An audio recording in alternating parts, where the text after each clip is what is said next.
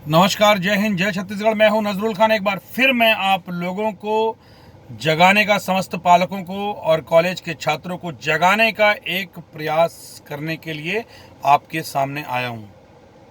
कोशिश करते रहूंगा। मैं आपको जगाना मेरा काम है।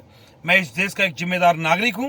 पालक संघ का प्रदेश अध्यक्ष होने के नाते मेरी ड्यूटी है, मेरी जिम्मेदारी है कि मैं आपको जगाऊं। आप जागे चाहे ना जागें, लेकिन मेरा काम है। मैं अपनी जिम्मेदारी को निभाऊंगा और आखिरी दम तक निभाऊंगा। आप लोगों को बता दूं कि जिस तरीके से कोरोना काल अभी खत्म नहीं हुआ है, कोरोना काल चल रहा है, मौतें भी हो रही हैं छत्तीसगढ़ में। हर जिले में कोरोना पॉजिटिव केसेस आप रोज देख रहे हैं। उसके बाद भी हमारे छत्तीसगढ़ की सरकार के द्वारा शिक्षा माफियाओं से साठ गांठ करके, मिली भगत करके स्कूलों को खोलने का अचानक से एक निर्णय लिया गया है।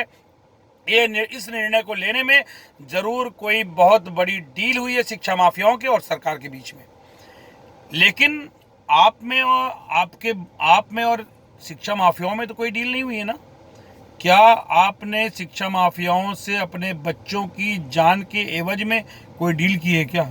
जब नहीं की है तो आप अपने बच्चों को स्कूल कैसे भेज सकते हैं? आप अपने बच्चों को ऑफलाइन पढ़ाने के लिए इस कोरोना काल में, जब लोग बीमार पड़ रहे हैं, कोरोना से ग्रसित हो रहे हैं, तो आप उनको स्कूल कैसे भेज रहे हैं? थोड़ा सा पीछे लेके चलता हूं। कोरोना काल में किस तरीके से सरकार के संरक्षण में शिक्षा माफियाओं ने हमसे लूट का धंधा जो शुरू किया है, वो तो लूट पहले से ही रहे हैं, लेकिन कोरोना काल में जब हमारे प्रतिष्ठानों को सरकार ने बंद करवाया, उसके बाद भी हमसे इस कोरोना काल में अस्पतालों ने भी जी भर के लूटा और ये शिक्षा माफिया लूट रहे हैं, जिसमें राज्य सरकार और उसमें बैठे विधायक, उनके महापौर कहीं कोई आवाज नहीं उठा रहे हैं। यहां तक कि जो वार्ड वार्ड में पार्षद भी होते हैं, उन्होंने भी किसी भी पालकों के लिए शिक्षा माफियाओं के खिलाफ कोई भी आवाज नहीं उठाई। इससे समझ में आता है कि ये कितने पालक और छात्र हितैषी हैं। और दूसरी सबसे अहम चीज ये है कि मैं पालकों से एक चीज पूछना चाहता हूं कि क्या आपके बच्चे की जिंदगी और जीवन और मृत्यु जो है वो स्कूल डिसाइड करेंगे? अगर नहीं डिसाइड करेंगे तो आप लोगों को, बच्चों को जब स्कूल भेजने का फरमान जारी किया गया तो आपने विरोध क्यों नहीं किया? जब स्कूल आपके बच्चों को बुलाने के लिए नोटिस जारी करता है तो आपने उसका विरोध क्यों नहीं किया? आपको जब स्कूल कहता है कि आपका बच्चा अगर स्कूल में कोरोना से ग्रसित हो जाएगा, उनका कहना है कि सीधे तौर पे कि आप अगर बच्चा कोरोना से ग्रसित होकर मर भी जाता है तो उसके लिए स्कूल प्रबंधन और राज्य शासन जिम्मेदार नहीं होगा, तब आपने विरोध क्यों नहीं किया? आपसे आपके बच्चों को बिना आपकी सहमति के ऑनलाइन क्लासेस जब आपके बच्चे की शुरू की गई तो आपने विरोध क्यों नहीं किया? क्या आपने सहमति दी थी कि मेरे बच्चों की ऑनलाइन क्लासेस लीजिए, मेरा बच्चा नहीं तो अनपढ़ हो जाएगा एक साल में? जब आपसे सहमति नहीं ली गई तो स्कूल ने किसके कहने पर, किस आदेश पे आपके बच्चों का ऑनलाइन क्लास शुरू किया? क्या स्कूल ने या राज्य शासन ने ये पूछने की भी क्या बोलते हैं जिम्मेदारी महसूस की कि किस पालक के पास में अपने बच्चों को ऑनलाइन पढ़ाने के लिए संसाधन है, किस पालक के पास नहीं है? राइट टू एजुकेशन एक्ट के तहत जिन बच्चों का प्रवेश हुआ है, क्या उन बच्चों की ऑनलाइन पढ़ाई हुई है? क्या सरकार ने ये जानने की कोशिश की? नहीं की। क्या सरकार ने ये जानने की कोशिश की कि अगर जिस बच्चे को ऑनलाइन घटिया स्तर की पढ़ाई बगैर उनके पालकों के, बगैर उनके बच्चों के परमिशन के जबरदस्ती थोपी जा रही है, उस घटिया पढ़ाई के एवज में जो ऑफलाइन क्लासेस और ऑफलाइन एग्जाम की जो घोषणा राज्य सरकार के द्वारा की गई है, वो सही है या गलत, या उसका क्या दुष्प्रभाव पड़ेगा? क्या सरकार ने इसको सोचने का जरा भी सोचने का प्रयास किया? क्या सरकार को यह समझ में नहीं आ रहा है? सरकार में बैठे हुए जो लोग हैं या उस पार्टी को सपोर्ट करने वाले जो लोग हैं, क्या उनके बच्चे पालक नहीं है? उन लोगों ने भी विरोध नहीं किया? अपनी पार्टी के लिए आप इतना कैसे समर्पित हो सकते हैं? अपने नेताओं के लिए आप इतना कैसे समर्पित हो सकते हैं कि आपके बच्चे की जान की बात है, उसके बाद भी आप लोग जो हैं आवाज उठाने के लिए तैयार नहीं है? मतलब किस तरीके के माँ बाप हैं? मतलब आप अपने सरकार के लिए अपने बच्चों की बलि देना चाहते हैं?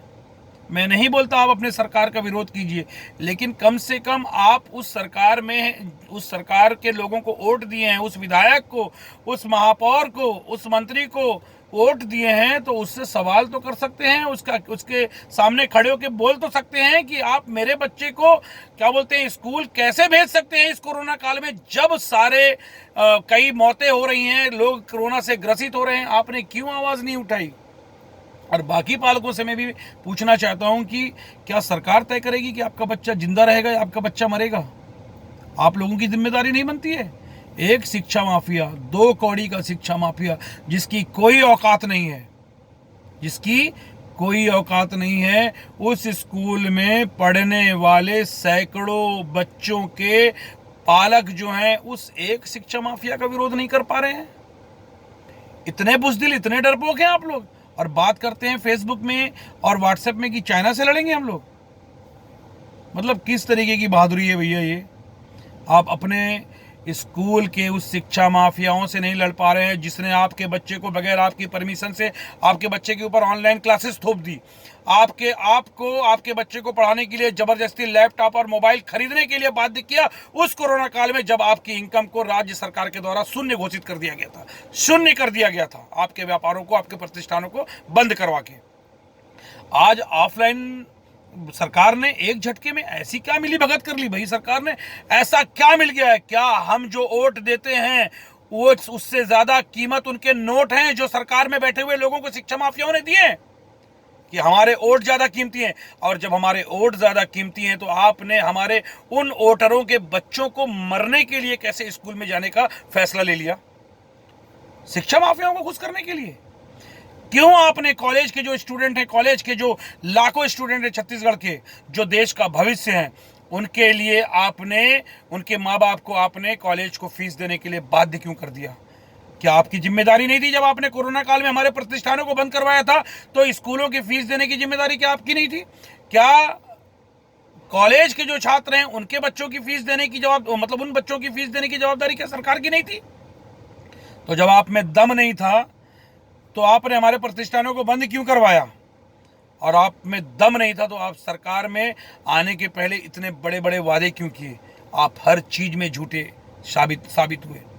आपने पुलिस वालों के साथ धोखा किया, आपने पुलिस के कर्मचारियों के साथ धोखा किया, आपने शिक्षकों के साथ धोखा किया, शिक्षकों को भी मरने के लिए भेज दिया। शिक्षकों को माननीय न्यायालय के आदेश का उल्लंघन करते हुए 50% तनख्वाह दी जा रही है, लेकिन राज्य सरकार में बैठे हुए किसी भी विधायक और मंत्री और उनके प्रवक्ताओं के मुंह से उसके लिए भी शिक्षा माफियाओं के खिलाफ एक आवाज नहीं निकलती है।